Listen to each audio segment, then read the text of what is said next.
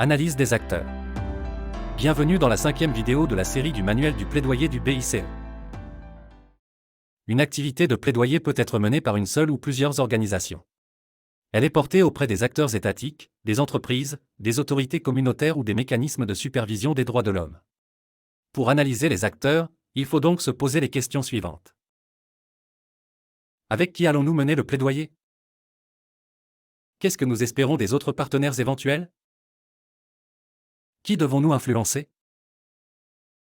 Qui prendra la décision pour le changement que nous recherchons? On peut distinguer 3 types d'acteurs, les acteurs partenaires, les acteurs décisionnaires et les acteurs pivots. Les acteurs partenaires sont ceux avec lesquels on réalise collectivement l'activité de plaidoyer. Ils peuvent être des organisations non gouvernementales, institutions religieuses, syndicats, centres de formation, institutions nationales des droits de l'homme, universités ou médias. Le choix de l'acteur partenaire devrait être guidé par la contribution ou l'apport attendu.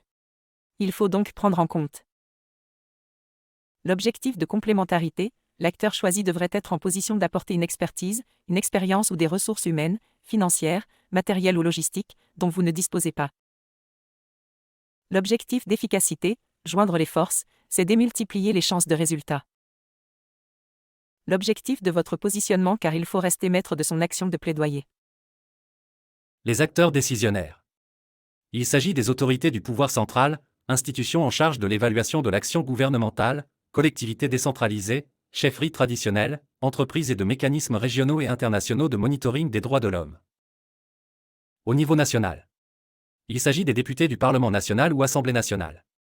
Qui sont les députés les plus sensibles à la problématique, qui font partie de commissions parlementaires utiles pour le sujet ou qui président un groupe de travail concernant la thématique? Députés du Parlement provincial ou départemental ou l'Assemblée provinciale ou départementale. Ministères et ministres de tutelle ou en charge de la problématique. Institutions de l'État comme la Cour des comptes, la Cour ou Conseil constitutionnel, la Haute Autorité de l'audiovisuel et de la communication. Institution nationale des droits de l'homme. Élus locaux, municipaux, comme les maires et conseillers municipaux ou provinciaux en cas de collectivité décentralisée, de tutelle ou en charge de la problématique. Et directions concernées comme la direction de l'inspection de l'éducation, la direction de la formation professionnelle ou la direction des enfants en situation de décrochage scolaire. Au niveau régional, s'agissant des mécanismes régionaux de monitoring des droits de l'homme. En Afrique, il s'agit de la Commission africaine des droits de l'homme et des peuples. Le Comité africain d'experts sur les droits et le bien-être de l'enfant. Et le mécanisme africain d'examen par les pairs. Au niveau international, il s'agit du Conseil des droits de l'homme avec ses 2 mécanismes majeurs. L'examen périodique universel.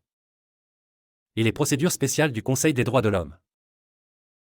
Les représentantes spéciales du secrétaire général de l'ONU sont chargées de la question de la violence à l'égard des enfants. Des enfants et les conflits armés. Et des violences sexuelles en période de conflit. Il y a aussi 10 organes conventionnels à disposition. Entre eux, nous pouvons identifier le Comité des droits de l'enfant. Finalement, les acteurs pivots. Ceux qui ne sont certes pas en capacité de décider mais dont les informations peuvent s'avérer utiles pour votre stratégie de plaidoyer. Les informations qu'ils donnent peuvent aider à avoir accès aux décideurs pour organiser les réunions au bon moment. Apprécier l'évolution de la position du décideur. Avoir l'agenda des déplacements et des réunions du décideur. Et accéder à des informations informelles utiles ou non encore officielles pour anticiper, réorienter ou adapter l'action ou sa planification et l'approche d'intervention. Existe-t-il d'autres acteurs? Oui. Les bénéficiaires de l'activité de plaidoyer. Leur participation est une valeur ajoutée certaine. Leur participation et leur appropriation du processus de plaidoyer sont nécessaires.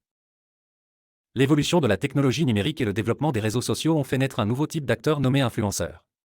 Ils peuvent être sollicités pour appuyer certaines activités qui ont besoin de plus de visibilité. La stratégie de plaidoyer doit s'accorder à l'agenda des acteurs à influencer.